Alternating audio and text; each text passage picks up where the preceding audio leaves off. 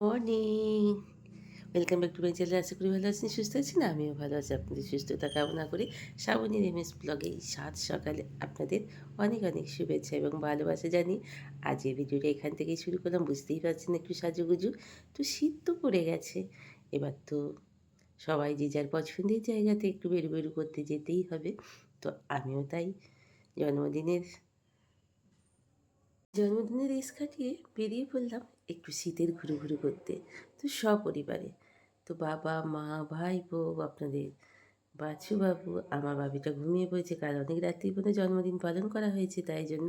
তো আমি সেই পটপট করে তাকিয়ে রাস্তার দিকে দেখছি, তো আর ভিডিও করছি আমার আপনার জন্য। তো জন্মদিনের ভিডিওটা অবশ্যই দেব। তো আজকেই বেড়াতে যাওয়ার ভিডিওটাই দিলাম। চলুন, প্রিয় দেশ আমাদের মায়াপুর, প্রেমের দেশ, হরে কৃষ্ণ দেশে পাড়ি দিই আমরা সকলে। তো এটা মনে হচ্ছে নবদ্বীপের কাছাকাছি এসে দাঁড়িয়েছি, একটু চাটা খাবো এরমই মনে হচ্ছে। তো সেই জন্যই গাড়ি দাঁড় করানো হয়েছে। তো দেখা যাক কী খাওয়া যায়।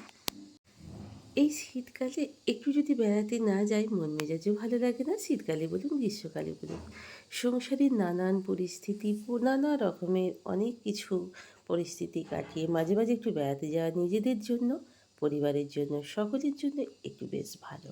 তাই শীতের ওয়েদারই বলুন আর গ্রীষ্মের বলুন, শীতটা একটু ভালো লাগে, ঘোরা যায় অনেক কিছু। গ্রীষ্মে যেমন আমরা বেড়াতে বেরিয়ে ঘুরতে পারি না রোদের জন্য, তো শীতটায় সবটাই ভালো লাগে, এনার্জিটা লস হয় না। তো যাই হোক, আমরা এখন মায়াপুরীর পথে পাড়ি দিয়েছি।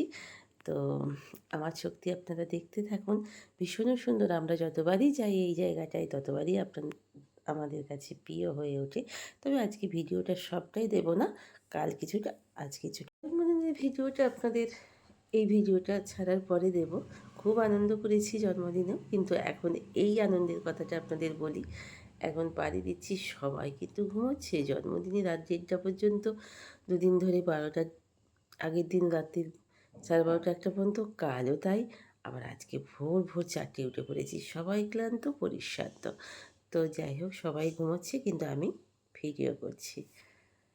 আর এই চায়ের দোকানটা বেশ ভালো পাওয়া গেল না বলে এখানে চলে এলাম চা খেতে। 7জন আছি আমরা। তো কে কোন বিস্কুটটা নেবে এটা এখন পছন্দ করছি। তো চলুন চাটা খেয়ে এই শীতের আমেজে এইখানটায় সুন্দর করে টুলে বসে একটু চা খেয়ে নিয়ে আবার গাড়ি ছাড়া হবে। ভীষণই তো রেলগেটে ঝামেলা পড়ে যাচ্ছে বলে একটা, মানে কি বলবো, চাটা খেয়ে আবার গাড়িতে উঠে পড়েছি, হেলান দিয়ে পড়েছি। তো চলুন।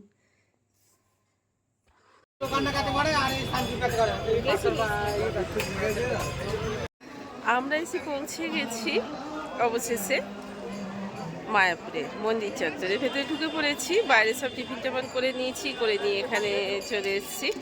তো দেখুন,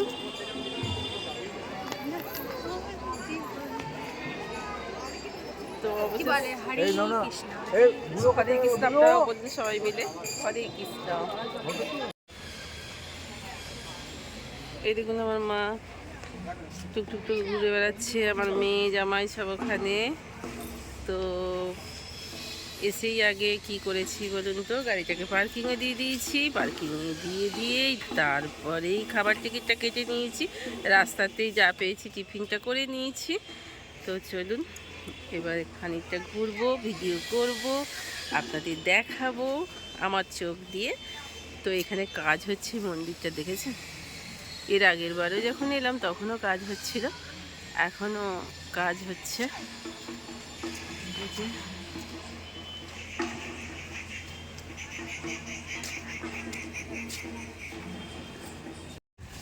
তো এখানে দর্শকরা সব আমাদের, মানে যারা সব যাত্রীরা এসছি তারা বলছেন এই গাছটা নাকি নাগচম্পা ফল হয়েছে, ফ্লাওয়ার্সও হয়েছে। তো ভীষণ সুন্দর ফ্লাওয়ার্সটা। তো দেখুন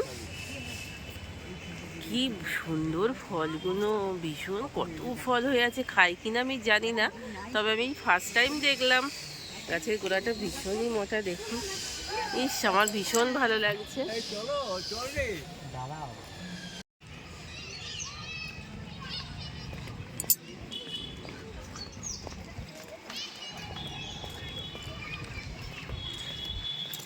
তো আমরা এখন চলেছি গদা ভবনের দিকে খাওয়ার জন্য।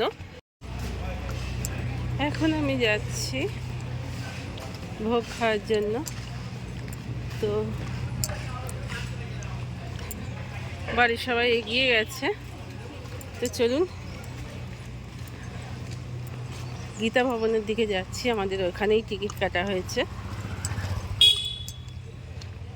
যেহেতু চলতে পারছেন না, তাই মাকে নিয়ে ধরে ধরে নিয়ে যাওয়া নিয়ে আসা করতে হচ্ছে বলে যে যেখানে পাচ্ছে ছড়িয়ে ছিটিয়ে আলাদা হয়ে যাচ্ছে। বিশাল লাইন পড়েছে। তো যাই হোক, আগে বাবিরা সব ঢুকে পড়েছে, ওই বাবি সব যাচ্ছে, আমার ভাইপোরা লাইনে আগে দাঁড়িয়ে পড়েছে।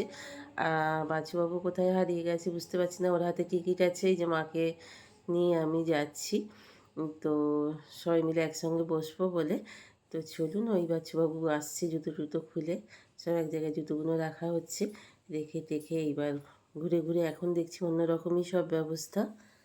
বছরে এসে দেখছি সব অন্যরকমই ব্যবস্থা। 6 সিটের সব সিট রয়েছে, খাবার নিজেদের বয়ে বয়ে নিয়ে আসতে হচ্ছে। তো আগে যেমন নিচেই বসে খেতাম, সেটা আছে কিনা আমি জানি না। আমাদের টিকিটটা একটু বেশি টাকা দিয়ে কেটেছিলাম চেয়ার টেবিলে বসবো বলে। তো সবাইকে নিয়ে গিয়ে খাবার নিয়ে আসতে হচ্ছে, আবার চাইলেও সেখান থেকে গিয়ে থালা তুলে নিয়ে আসতে হচ্ছে খাবার।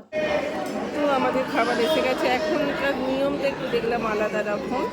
তো সেই আলাদা রকমের মধ্যে খাবার আপনার নিয়ে আসতে হচ্ছে। তার মধ্যে ভাত আছে, তার সঙ্গে রুটি আছে, বেগুনি আছে, ফুলকপি দিয়ে পটল দিয়ে একটা তরকারি আছে, সবজি আছে, ডাল দিয়েছে, এখানে পনির দিয়ে চানা দিয়ে তরকারি আছে, পায়েস আছে। আজকে খাবারের এইটাই মেনু।